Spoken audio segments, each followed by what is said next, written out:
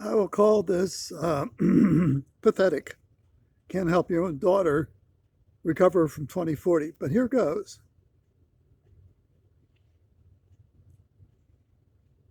Dr. Scott Hahn, and today we're going to talk about myopia management and myopia control. This year, the FDA has approved a contact lens technology that helps slow down nearsightedness by about 50%. And the importance of that is, well, for the first time, we have something that we can do about the myopia, what they're calling epidemic. And that's because more and more people are becoming nearsighted. So by 2050, they're predicting that 50%, half the world will be nearsighted. Along with nearsightedness comes lots of other problems. So not just that, you have trouble seeing far away in the distances, but the more nearsighted you become, the more likelihood you could develop retinal problems like retinal tears and retinal detachment. The more nearsightedness you have, the more chance of having premature cataracts or development of glaucoma.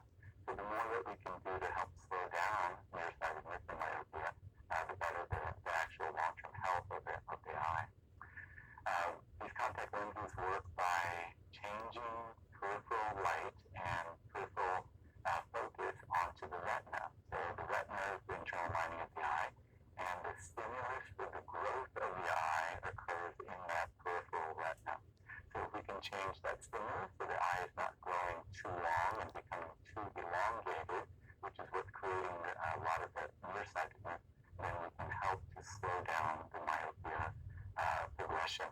There are other things that are used to help slow down myopia other than just contact lenses. There's studies that show that time spent outdoors can have an impact.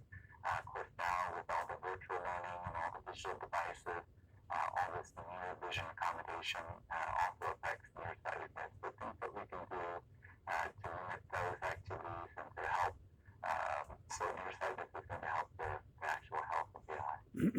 Very excited because it affects me personally, my family personally. Just earlier this year, my daughter had one of her regular eye exams and I noticed that she was starting to become nearsighted.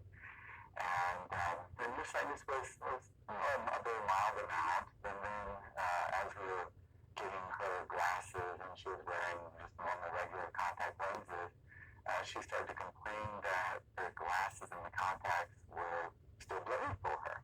And so we brought her back and rechecked her, and in just a short period of time, in a matter of months, her nearsightedness had changed really exponentially.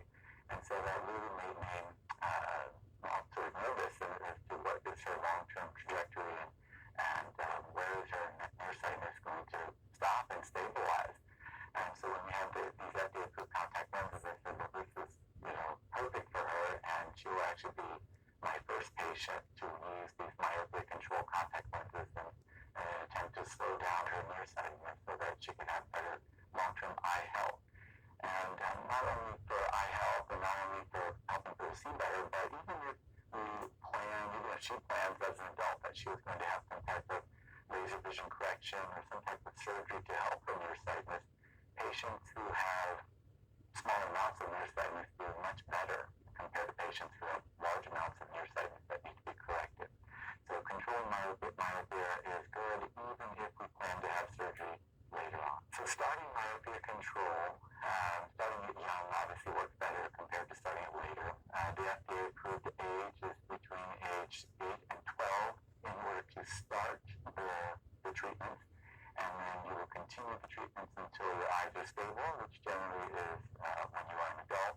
And so women, their eyes tend to stabilize a little bit sooner, so maybe the 18 to 20 range. And then for men, in the early 20s, the vision should stabilize. And then at that point, you can transition into normal, regular contacts. But for the rest of your childhood, you would wear special contacts to slow myopia progression.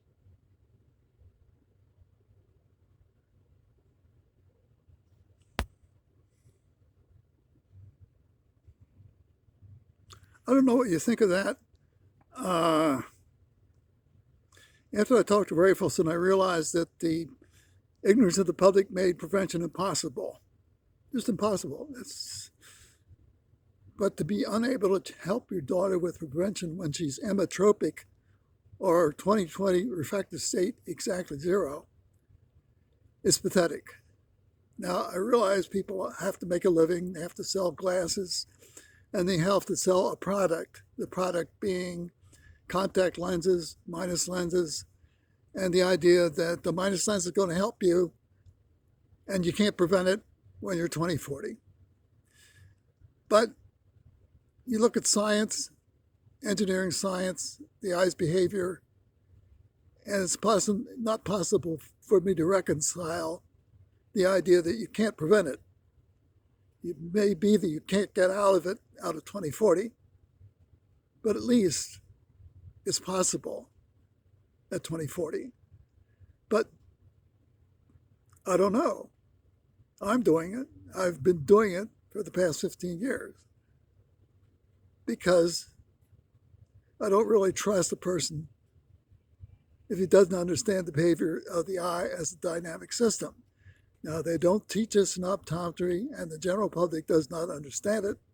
I know, I get it. It's too bad. But Rupa Wong gets the idea. She keeps her daughter eyes off the page, 20 inches. That's enough to achieve effective prevention. No glasses at all. Just the parents' unwearied discipline to make sure the child doesn't put her nose on the cell phone or nose on the page while reading. A plus would help under that circumstances, but you don't need it as long as you keep the kid's nose off the page and you check the child's refractive state as positive during the school years. So add your own commentary. If you feel that prevention is never possible at 20/40, say so. And then wear your minus lens and lose your distant vision permanently. Because that's what this optometrist is saying. You can't avoid it. You can't get out of it 20/40. It's impossible, and he's not going to do it for you. He won't even do it for his own daughter. That's a real tragedy. Add your own commentary. Thank you.